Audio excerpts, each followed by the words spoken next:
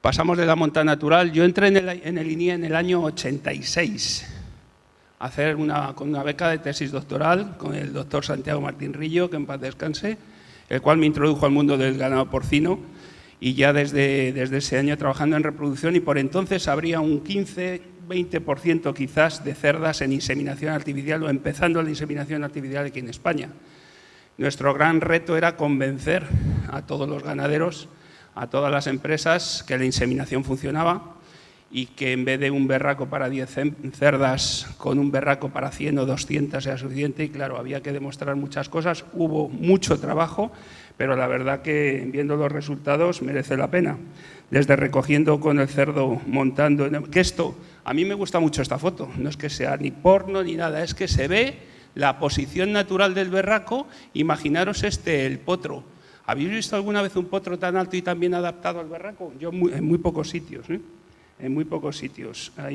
Ese es un punto que todo gira también alrededor de lo que ha dicho el doctor Buxadé, el bienestar animal. Si un berraco está cómodo, te dará más eyaculado y estará más a gusto y preparado para la siguiente. Si no está a gusto, no te va a dar todo el eyaculado. Pero bueno, me meto un poco en las técnicas que teníamos, recoger el eyaculado, los laboratorios que teníamos, pues bueno, un poco desastre, que hoy en día ha cambiado bastante. ¿Y qué es lo que mirábamos en el semen para determinar su calidad? Pues primero la motilidad, 37 grados y ver que se mueva.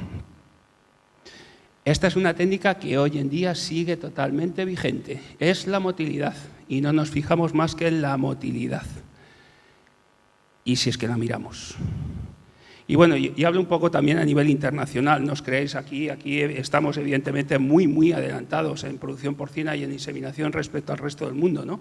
Pero que hay otros países que están como nosotros hace 20 años.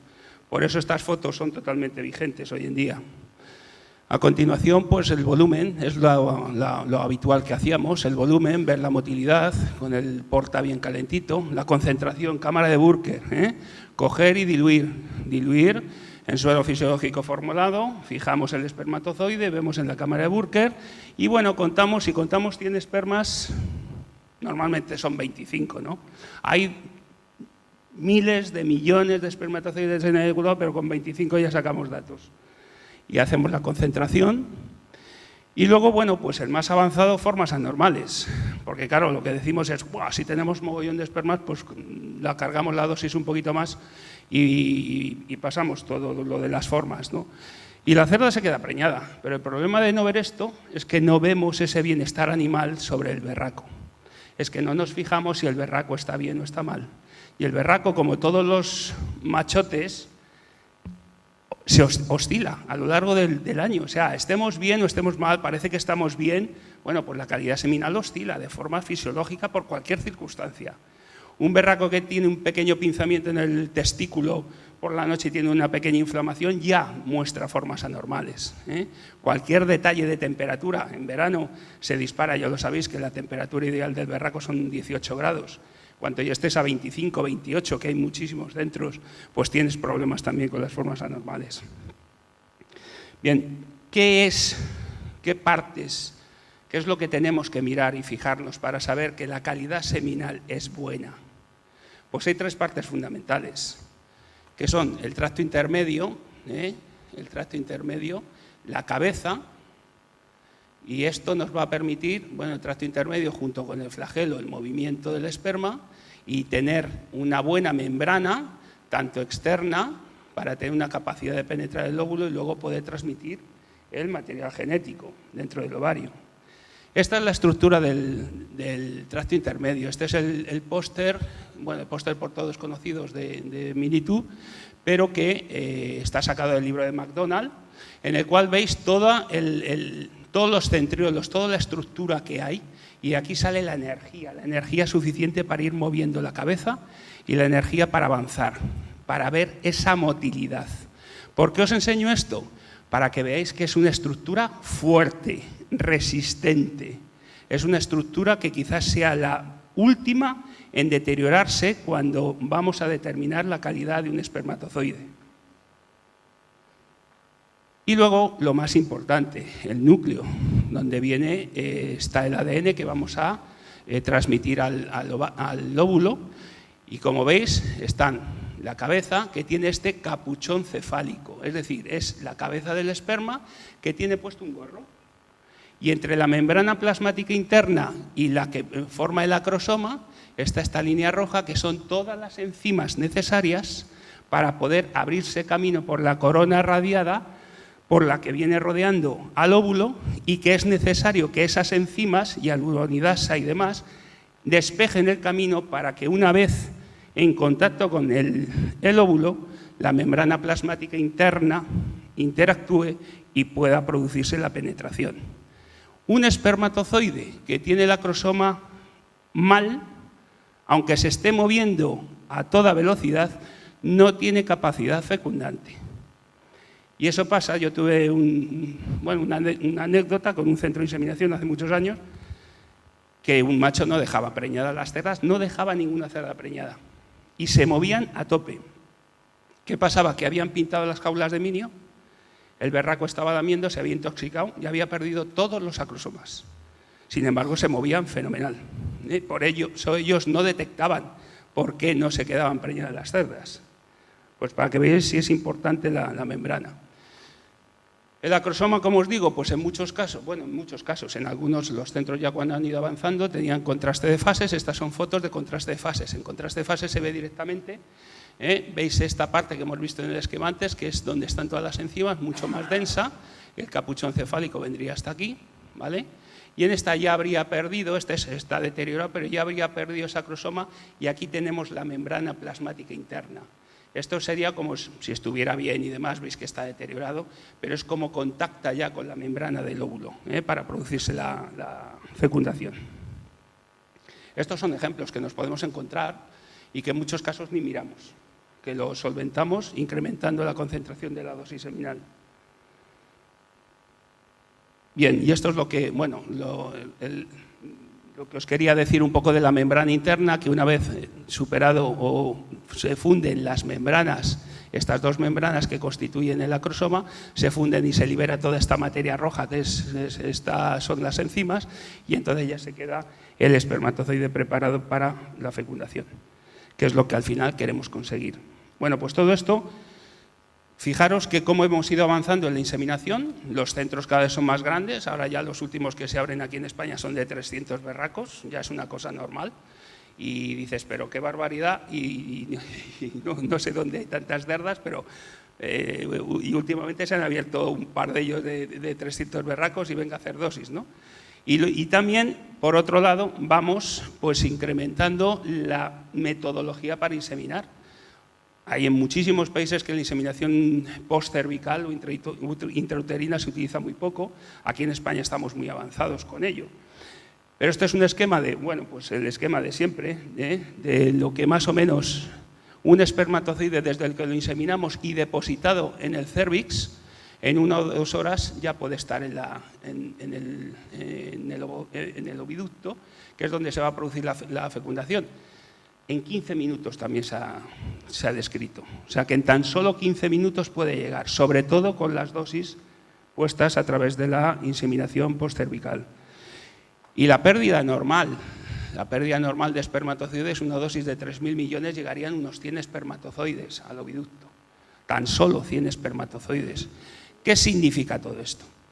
Que estamos cada vez poniendo dosis más pequeñas, estamos cada vez exigiendo o intentando sacar más de los berracos, cuantas más dosis mejor, porque hay un mayor reparto de la genética, pero estamos en equilibrio, estamos en un punto que como haya un fallo, bien de formas anormales, bien del estado de la membrana plasmática, no van a ser capaces de fecundar y va a producir resultados no los más óptimos que tendríamos que conseguir. Este es el ejemplo de una inseminación en el cérvix, está con colorante, evidentemente, y entonces veis que se queda a mitad del útero, es donde llegaría una vez que hemos inseminado. Y esta sería con la inseminación postcervical, depositando el semen en el cuerpo del útero, vemos que avanzamos prácticamente hasta el oviducto. Por esta razón, pues hay gente que utiliza menos dosis, 40 mililitros, menos espermatozoides, 1.500, a los cuales, bueno, pues en un momento determinado, pues puede ir bien y buenos resultados. Lo que nosotros hemos hecho pruebas, en Bolivia exactamente con 500 cerdas, no tengo aquí los resultados, pero con 500 cerdas, cervical, postcervical, 80 mililitros, 3.000 millones en ambos casos, y mejoramos los datos de obtención de lechón. No llegaba un lechón, era, me parece, 0,4 o así, con la postcervical, porque mayor aprovechamiento. Pero ese mayor aprovechamiento se produce manteniendo unas condiciones de dosis. Yo soy partidario, evidentemente, de no bajar de los 2.000 millones ni de 80 mililitros. Creo que ese volumen es el mínimo para estimular bien el útero de la cerda, que es el que tiene que contraerse y ayudar al esperma a llegar hasta el oviducto, y que si lo bajamos el volumen va a haber menos estímulo. Si bajamos la concentración, pues en cuanto hay un pequeño problema, una alteración de ese bienestar animal de la cerda cuando la inseminamos, es posible que no llegue el número suficiente de espermas y es posible que tengamos repercusión en la prolificidad. Bueno, pues luego, después de todas esas técnicas, pues íbamos ya a las técnicas de vivos y muertos, con la famosa, eosina nigrosina, que era de cuando yo nací, o también de la fluorescencia. Y el test de resistencia osmótica, que es un poco para ver el estado de la membrana del flagelo. La membrana plasmática externa, pues sí se ha descrito que puede ser una a lo largo de todo el esperma, pero en el núcleo, la unión del flagelo con la cabeza es tan íntima que se consideran membranas diferentes. Entonces, una prueba para ver si está intacta la membrana y entonces consideramos que el resto está bien, pues es el ORT, someter una presión osmótica de 150 miliosmoles en vez de 300, que es lo normal, y entonces se riza el flagelo, la cola, interiormente. Estaría bien las membranas, porque si se rompe, pues estaría el flagelo estirado. Pero bueno, son técnicas que las hemos utilizado mucho a nivel de investigación, pero que muy poco en la práctica, ¿no? Y esta es la técnica más habitual de fluorescencia. Trabajar con fluorocromos, los cuales nos tiñen el espermatozoide de distinto color. Cuando está en verde es que está bien la membrana, cuando está en rojo está mal la membrana. Haciendo un esquema muy básico, nivel dibujos animados, porque es la única forma de que yo lo pueda entender, pues es que el poro de la membrana, si esta es la membrana, los poros son, a nivel de Dalton, o sea, son mínimos. Entonces utilizamos unas moléculas muy pequeñas que en un estado normal de la membrana caben por este poro y otras más grandes que no caben. Con lo cual, si la membrana del esperma está bien, la molécula verde entraría, se ligaría al ADN y el espermatozoide se ve verde. En el caso que la membrana empiece a deteriorarse, el poro aumenta de tamaño y ya caben las bolas rojas. Cabe el fluorocromo rojo, que se liga al ADN y es predominante frente al verde. Y entonces tenemos la imagen de espermatozoides verdes y rojos. Entonces, aquí viene la discusión, ¿no? Que ahora entraremos más. Pero, ¿qué está pasando aquí? ¿Estoy yo diciendo si se mueve bien el esperma o se mueve mal? ¿Le he dado la temperatura adecuada? ¿Estoy diciendo que sí, que tiene una motilidad buenísima y entonces es muy probable que sea fértil? ¿O este tipo de examen, que es el propio espermatozoide el que se está haciendo la selección, puesto que yo no hago nada más que juntar el espermatozoide con los fluorocromos y son ellos los que ven si la membrana está bien o está mal? Y además, fijaros en una cosa curiosa, yo creo que sí se puede ver. Si os fijáis, hay espermas verdes claramente normales y hay espermas rojos, pero rojo y verde. ¿Lo veis? Que la puntita de arriba es verde. ¿Esto qué significa? Que el acrosoma está bien. El acrosoma necesario con las enzimas para abrir todas las células que rodean al óvulo está bien, pero la membrana plasmática interna, que es la de debajo del capuchón, está roja. Es la más delicada. Este espermatozoide tiene buena motilidad. Sería capaz de abrir la corona radiada, pero cuando llegara la membrana plasmática interna a contactar con la del óvulo, no sería capaz de fecundar. es la parte más débil, es la parte más delicada del espermatozoide. Y esto nadie lo mira. Esto nadie lo mira.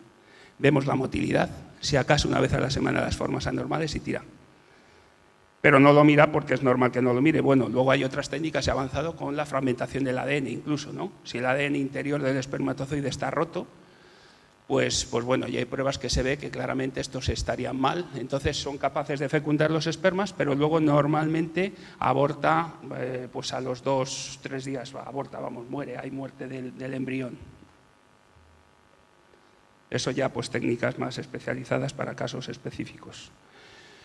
Esto es lo que os decía, la pregunta, ¿cuál es el método más fiable para conocer la capacidad fecundante del espermatozoide? En mi opinión, la determinación por la tinción fluorescente. ¿Por qué no se usa? Pues porque el microscopio vale 10, 15, 20.000 euros. ¿Quién va a tener un microscopio de estas características en un laboratorio de inseminación? Antes era la lámpara de mercurio, 500 euros. Cuando se fundía, 500 euros. La pagabas, tenías que esperar media hora para que se enfriara. Hoy ya las hacen de LED y ya es mejor. Y el manejo de los fluorocromos. Los fluorocromos, como veis, son sustancias, son moléculas químicas que se excitan con la luz, depende de la longitud de onda, y entonces, bueno, normalmente están en líquido, los tenemos que preservar de la luz hasta que lo juntamos con la muestra que vamos a analizar, en este caso semen, y entonces lo utilizamos rápidamente para que la luz del microscopio lo excite y entonces es el que nos da el color verde o rojo dependiendo de la longitud de onda, dependiendo del fluorocromo que utilicemos. Hay que guardarlo en frío y normalmente cuando lo juntas con la muestra lo tienes que tener incubando 5 o 10 minutos a 37 grados. Es la mejor técnica, pero todo inconvenientes. Bueno.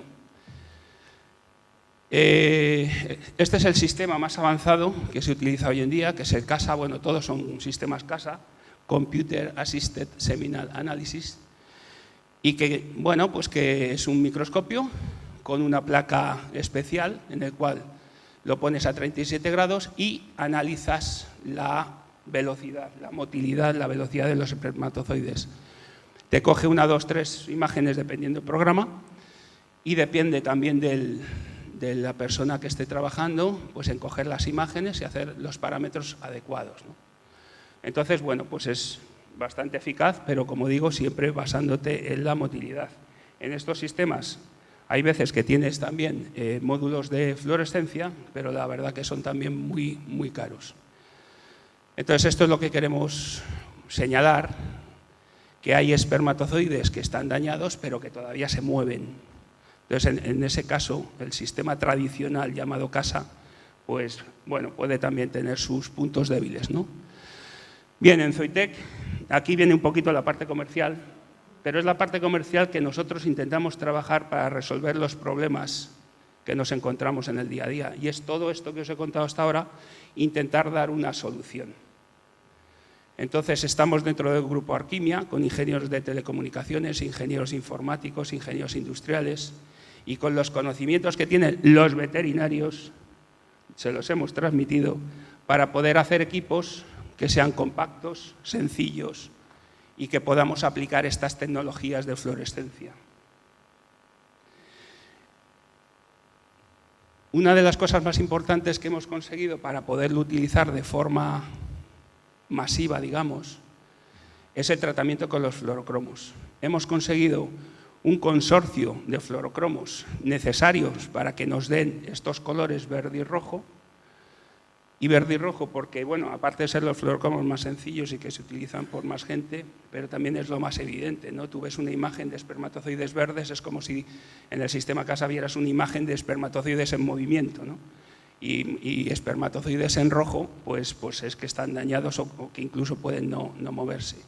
Bien, pues hemos conseguido este consorcio de fluorocromos y lo hemos deshidratado con algún añadido, de tal manera que con tan solo 20 microlitros de la muestra del semen lo unimos a los fluorocromos deshidratados, lo rehidratamos y de forma inmediata estamos consiguiendo la tinción. A continuación lo pasamos a la cámara, una cámara diseñada por nosotros de tan solo 10 micras de altura y directamente lo metemos a la máquina para que se ponga el proceso en marcha. Y lo que nos da es esto, la concentración que veíamos con la cámara de Burke, pues ya nos da la concentración, los espermatozoides totales que tenemos, los rojos y los verdes, la viabilidad, es decir, qué porcentaje del total son verdes, el 88-89%. ¿Cuáles son los útiles? ¿Y qué son los útiles? Pues es el total menos, o sea, el 88% del total menos las formas anormales que nos haya dado, considerando las gotas proximales, gotas distales y colas el látigo.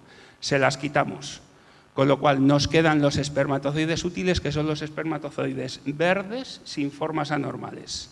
Es decir, que una dosis, en este caso nos diría, pues con las condiciones que hemos metido previamente, diciendo, bueno, yo trabajo con dosis de 80 mililitros y 2.500 millones, pues bajo esos parámetros podríamos hacer con estos datos 10 dosis y tendríamos que añadir a ese eyaculado 620 mililitros.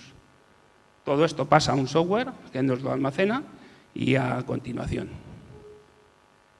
Bien, pues desde mi empresa, Zoitec, uno de nuestros objetivos, lógicamente, bueno, ya, pues viendo el final de la vida laboral, aunque el ejemplo del doctor Buxadé nos anima a seguir, pero nuestro objetivo es conseguir ser la empresa puntera en sistemas de diagnóstico de calidad seminal.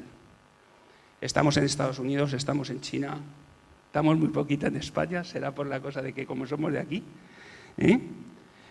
Y este es el SQS2.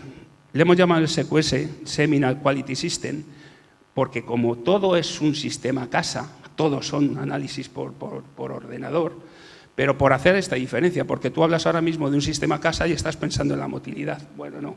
El SQS lo que te mide es la calidad de la membrana plasmática interna, ¿vale? Es decir, es lo más sensible que vamos a obtener. Y cuando me dice el SQS que yo puedo hacer 15 dosis, son 15 dosis con total capacidad fecundante, ¿vale?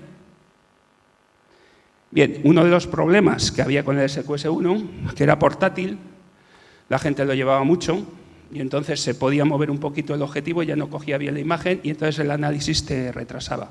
Estábamos en 2 minutos. Bueno, pues con este nuevo, ahora mismo estamos ya con las pruebas de calidad en centros de inseminación. En 50 segundos tenemos ya el análisis hecho. Y os voy a poner, creo que es el vídeo, que si sale, a ver si está aquí. No veo la flecha. Ya está. A este no le han puesto música, así que tengo que hablar. Pero bueno, va con un kit, ¿vale?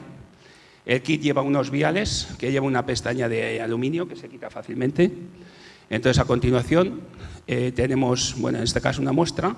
Evidentemente es un sistema que tenemos pensado para producción. Cuando cogemos un eyaculado, directamente cogemos la muestra.